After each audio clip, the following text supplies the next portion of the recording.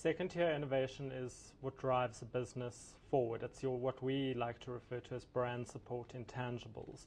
The market has given us a proliferation of examples of second-tier innovation. If you look at a topical example like Tata at the moment, Tata, the motor corporation. Yes, who has launched the Tata Nano for, I think, about $2,000, and they're able to do this profitably while meeting international safety standards.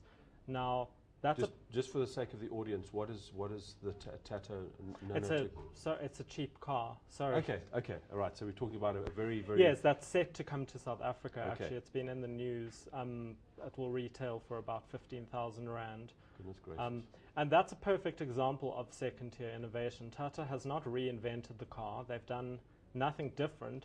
They've just, through second-tier innovation and supply chain management and innovations in manufacturing, they have found a way to build a car profitably that meets international safety standards for 15,000 dramatically less than the cheapest car on the market at the moment.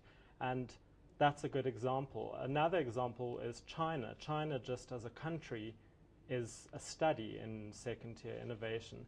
They also have done nothing new.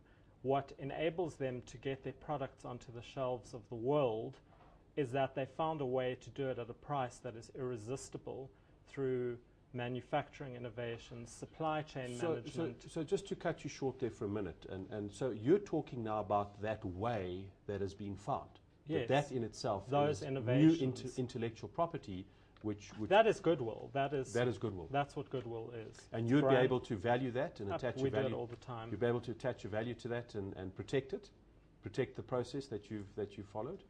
Absolutely. I mean, firstly, the market values that by valuing companies above what their assets dictate they should be worth. But we've developed, should I tell you about the models that we've developed? PricewaterhouseCoopers developed what is known as the royalty savings model, and it speculates based on the royalty you would save by owning the intellectual property rather than licensing it.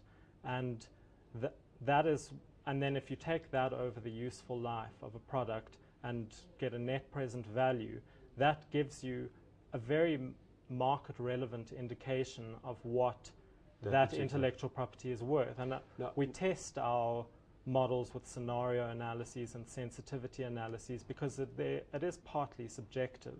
Now, just as a last question, we do need to wrap up shortly, and that is, if we now were to take this now back to the Income Tax Act, how does that type of intellectual property that you've just described, the second-tier intellectual property that you valued, how is one able to get any benefit out of the Income Tax Act? At the moment, you're not really. Okay.